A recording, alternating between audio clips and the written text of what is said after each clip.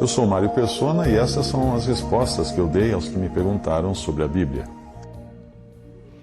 O texto que você me enviou tentando provar que a ordem dada em 1 Coríntios 14, versículo 35, que diz que as mulheres fiquem caladas nas igrejas, e também em 1 Timóteo 2, 11 e 12, que diz para as mulheres não ensinarem os homens ou exercer autoridade sobre os homens, esse texto tem validade apenas. Ele tenta, o texto que você enviou, tenta explicar ou justificar que estas passagens teriam validade apenas no contexto cultural da época em que elas foram escritas. Na continuidade do texto, ele apresenta os casos em Romanos 16, de Febe, que servia a igreja de Cencreia, de Priscila, que colaborava com Paulo, de Maria, que muito trabalhava entre os irmãos, e ainda cita 1 Coríntios 11, 5, para tentar provar que as mulheres profetizavam na igreja. Bem, aparentemente existe um impasse aí, não é? Na verdade, não tem impasse nenhum para aquele que crê na palavra de Deus e não precisa apelar para o conhecimento humano, para a cultura de épocas, ou história, ou geografia, ou geologia, ou seja lá o que for, arqueologia. Nós não precisamos buscar nas coisas dos homens explicações para a palavra de Deus. Ela se explica. Apenas um detalhe de 1 Coríntios 14, 35 já coloca a passagem na perspectiva correta.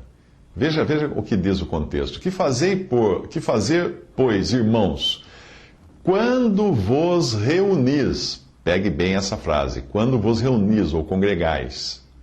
Um tem salmo, outro doutrina, esse traz revelação, aquele outra língua, ainda outra interpretação. 1 Coríntios 14, 26. O detalhe é esse. Paulo está ensinando a ordem a ser seguida quando os irmãos se reúnem em eclésia, ou assembleia, ou igreja. Trata-se aí do ajuntamento solene dos irmãos. Qualquer empresário entenderia isso se você usasse a palavra assembleia na empresa. Quando uma empresa se reúne em assembleia, trata-se de uma ocasião especial, com uma ordem estabelecida, uma agenda, uma ata, um presidente, um secretário para anotar tudo, etc. Quando você entende isso, aí todas as outras passagens ficam perfeitamente claras em cada contexto. A mulher deve cobrir a cabeça, em 1 Coríntios 11, quando ela ora ou profetiza. E essa é uma passagem no sentido geral. Porque a mulher ora, sim, ela ora. A mulher profetiza, sim, ela fala de Cristo para as pessoas. Mas onde? Na reunião da igreja? Não. Porque na reunião da igreja, 1 Coríntios 14 diz para ela ficar calada. Uma vez que a ordem dada em 1 Coríntios 14 especifica que a mulher deve permanecer calada nas reuniões da igreja, então uma mulher inteligente irá entender que 1 Coríntios 11 se refere a todas as ocasiões, exceto a reunião da Assembleia ou da igreja. O mesmo se aplica a todo o trabalho feito pelas irmãs de Roma, pelas filhas de Filipe, que profetizavam na sua casa, pelo empenho de Priscila ao lado do seu marido Áquila, ou se voltarmos no período pré-igreja, o ministério das mulheres que serviam o Senhor e daquelas que Deus escolheu para testemunhar da sua ressurreição. De repente, tudo se encaixa perfeitamente, a harmonia das Escrituras é mantida, sem precisarmos recorrer à arqueologia, aos costumes, às culturas ou às citações de algum teólogo. É simples. O caso de 1 Timóteo também segue o mesmo caminho. Se a palavra de Deus diz que a mulher não deve ensinar e nem exercer autoridade sobre o marido, para mim está claro que este ensino está relacionado às coisas de Deus e às coisas da vida, que é o que vem antes do versículo 10, que fala de servir a Deus. As coisas de Deus nesta vida, eu quis dizer.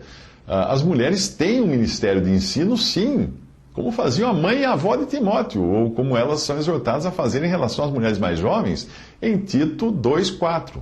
Só que existe a restrição desse ensino não ser dirigido ao homem. Quando eu falo ensino, não é apenas anunciar as boas novas da salvação por Cristo, porque isso aí não é ensinar. Ensino é doutrina. No mais, você irá encontrar as mulheres atuantes em diversas áreas da sociedade, como Lídia, em Atos, que era uma empresária, por exemplo. Basta você ler o que diz da mulher virtuosa em Provérbios 31, para você ver que Deus coloca a mulher numa posição muitíssimo mais elevada até do que algumas mulheres querem para si na nossa época, em que a mulher está sendo transformada em produto de consumo. A Bíblia trata a mulher com muito maior honra e muito maior respeito do que a própria sociedade hoje trata a mulher.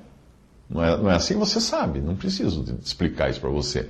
O versículo em 1 Coríntios 14, que encerra o assunto do lugar da mulher no momento das reuniões da Assembleia, parece prever até que alguns não iriam querer dar ouvidos ao ensino do Espírito Santo. Ali a passagem diz: porventura saiu dentre vós a palavra de Deus, ou veio ela somente para vós? Se alguém cuida ser profeta ou espiritual, reconheça que as coisas que vos escrevo são mandamentos do Senhor. Mas se alguém ignora isto, que ignore. 1 Coríntios 14, 36 e 38. Será que o autor do texto que você me enviou se deu conta de que ele está tentando invalidar um mandamento do Senhor? Sim, porque o texto é claro. E ali não está dizendo assim: reconheça que as coisas que vos escrevo são mandamentos culturais. Não. As coisas que vos escrevo são mandamentos do Senhor. É o que Paulo escreve logo em seguida, a questão da mulher permanecer calada nas reuniões da igreja.